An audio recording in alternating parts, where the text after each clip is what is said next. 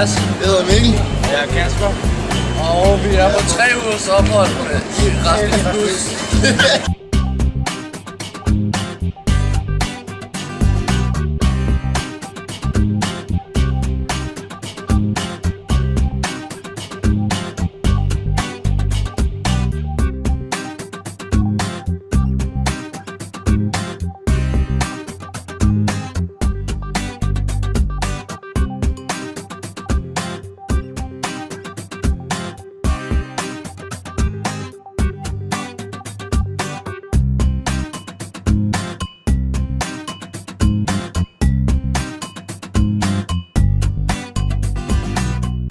Hej, jeg er Andreas. Jeg kommer fra UX, og jeg er 3 uger på Malta.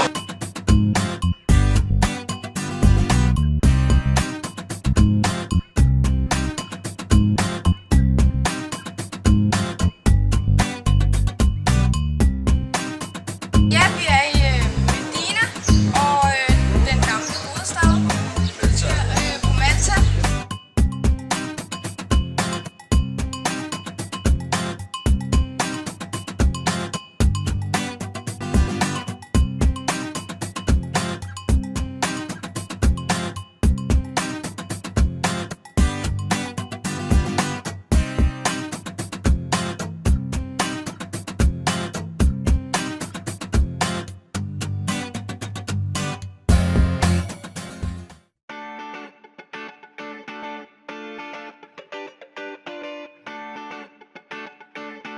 Jeg arbejder i Marks & Spencer, og det ligger i Valletta. Det er en stor kæde af caféer og tøj og parfumer og mad og alle mulige produkter. Og hvor længe har du været her? Jeg har været her i 2 dage nu. Fra klokken 9 til klokken 5. Min mentor hun er rigtig sød, da jeg kom. Jeg kom en halvanden time før jeg overhovedet skulle møde. Og hun viste mig rundt, og det ene og det andet. Og så kommer Kasper selvfølgelig lige 5 minutter efter, så får vi ellers startet godt i gang. Hvordan kan det være, at du landede her halvanden time før? Jeg skulle være sikker på, at jeg kom til tiden, og det er ingen tvivl om, jeg kom det. Busserne kører som de skulle, når man kommer så tidligere afsted. Han kan noget dansk. Okay. Kan du dansk? Jeg tager lidt dansk. Yes, very small. Ja, han er så en af dem, der So you watch the next er de gode at snakke med. Han er rigtig rar. There's starting. Hvornår arbejder du? Fra 9 til 5. Men i dag skal jeg så gå til, fordi jeg skal tænke på det. Så det ligger. Hvor skal du til engelsk hen? I Mosta hos Paragon. Hvordan kommer du derud? Der tager jeg bussen fra Valletta af. Altså, kommer nogen og henter dig? Ej, eller jo, bussen gør, men altså. Der følger så alle kammeraterne derud. Det er dem, jeg bor sammen med. Og så har vi undervisning sammen, og så skal vi hjem halv 9 og finde noget mad, og så skal vi i byen senere. Og det er fredag jo. Det er fredag. Og se der følges. Ja, Så han skal ud og fejres. vi går på UX. Og vi er her på Malta med Erasmus Plus.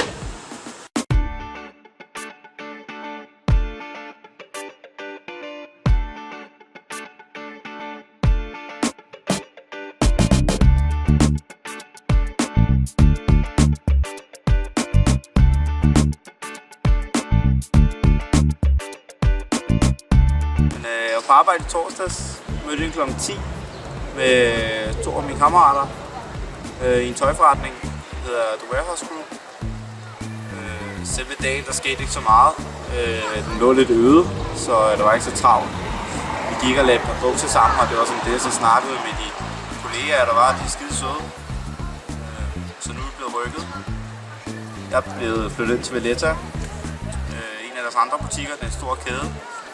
Og så er Lukas, han er jo rykket til Slima, og så Mads, han bliver derude. Så vi får nok lidt mere at lave nu, når vi kommer ind til Storbyen. Det ligger lige på hovedgaden, vores Lukas og min butik. Så det bliver godt, det glæder vi os til, begge to. Men derhjemme, der arbejder jeg på et landbrug. Det er jo noget anderledes i forhold til det her. Og problemet er for mig, at jeg har dårlige knæ og dårlige fødder også til det, så det er ekstremt hårdt at stå, hvis mange timer vi gør i gangen. Fordi derhjemme, når jeg arbejder, så går jeg rundt og laver ting, og så har jeg rigtig, så tænker jeg ikke over. ben. Så det er en af udfordringerne det her for mig. Men ellers så går det godt. Søde mennesker, og det er til at forholde sig til. Jeg valgte altså med for at forbedre mit engelsk. Udover det så vil jeg godt have noget arbejdserfaring, og det er i stå butik, noget kundekontakt, hvordan det er, og ligesom lære forskellige mennesker at kende, og hvordan man skal håndtere tingene. Så det er jeg gerne vil i min fremtid. Jeg vil gerne ud at være revisor. Så vi går meget, man kan forbinde de to ting, men det at komme ud og have lidt erfaring på arbejdsmarkedet, og så i et andet land, med fremmedsprog og fremmede mennesker, det kommer man da helt klart til at se godt ud på CV'et også. Så det er helt klart et plus at tage med.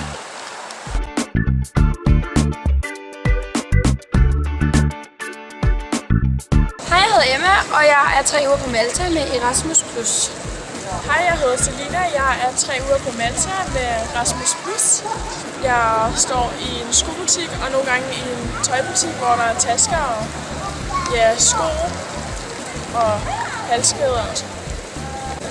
Jeg tror, det er godt for mig selv at tage alene ud i verden, fordi jeg bliver mere moden og mere voksen i det. Og ja, man lærer meget af det. Man står på egne ben, og man skal finde rundt på en ø sådan helt alene. Ja. Hvad med engelsk? Ja, og man bliver bedre til engelsk. Altså nu har vi undervisning sådan 3 timer nogle gange om dagen, og så ja, man lærer faktisk ret meget. Det er også billigt nok at gå og spise og sådan noget, men altså, vi synes, det er hyggeligt at selv lave mad, og det der med at gå ud og købe ind og ligesom lære at gøre tingene på sådan der, altså gøre tingene selv og sådan noget der, det føler vi, at man lærer rigtig meget af. Når vi sådan skal finde rundt på Malta, så tager man busserne, og de går i sådan et system, sådan så at alle busser de kører ud til stoppestedet og så ind til Valletta igen, så hvis man tager den forkerte bus, så kan man bare blive siddende i den. Man finder altså tilbage til Valletta.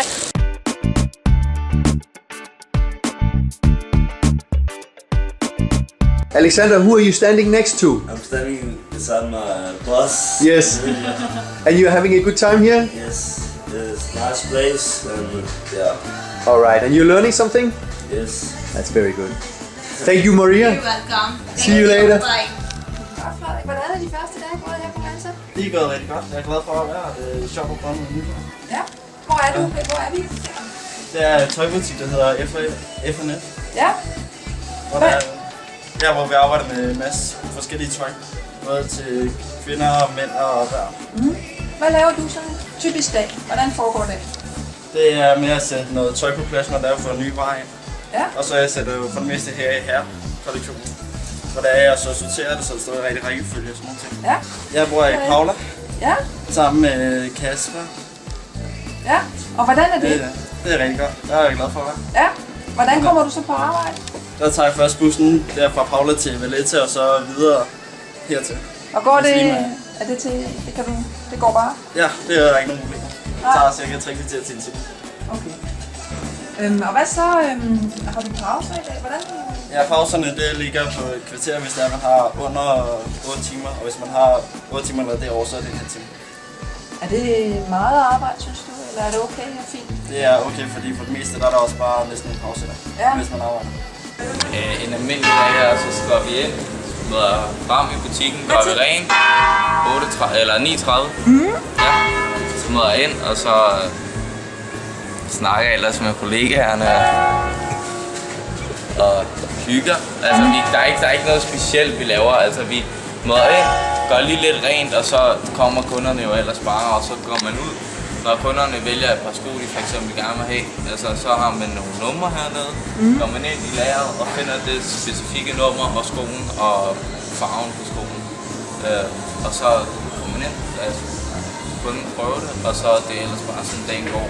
Så har jeg lidt fra kvarters pause nogle dage, og en halv times pause andre dage, så man lige kan komme ud og få noget mad i gaderne, ikke? Ja.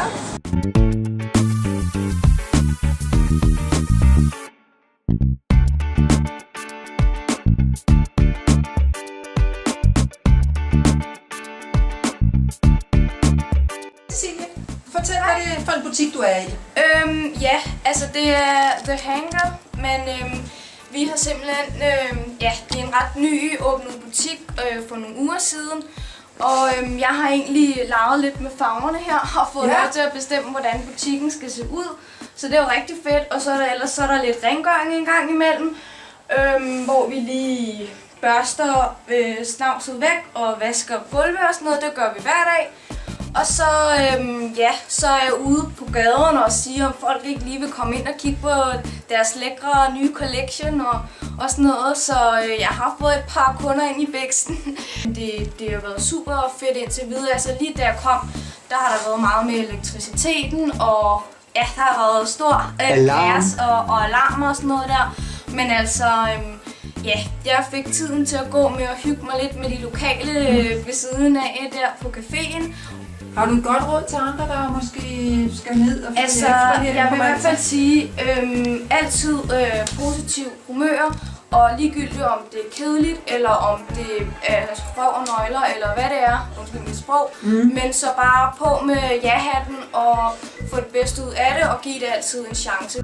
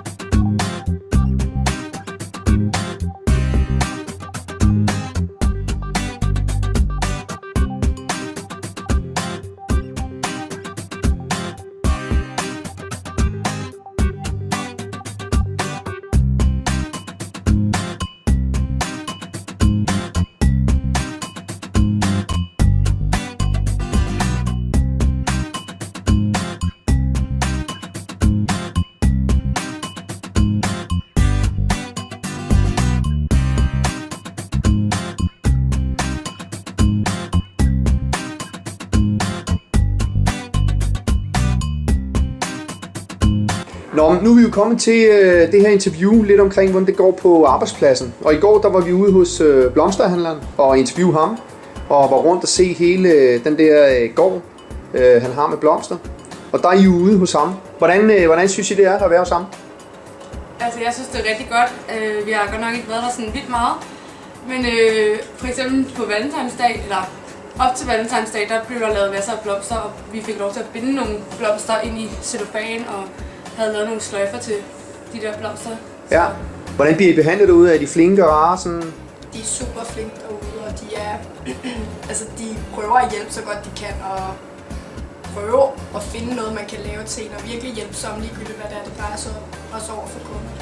Og hvordan med transporten ud til ham? Er det nemt, eller hvor lang tid tager det? Det tager sådan omkring 40 minutter. Det er ret simpelt fra, hvor vi bor faktisk. Der er en bus, der går direkte derhen, og så skal man så lige gå i 10 minutters tid, men det er simpelt nok at finde, efter vi fik vist vejen. Ja.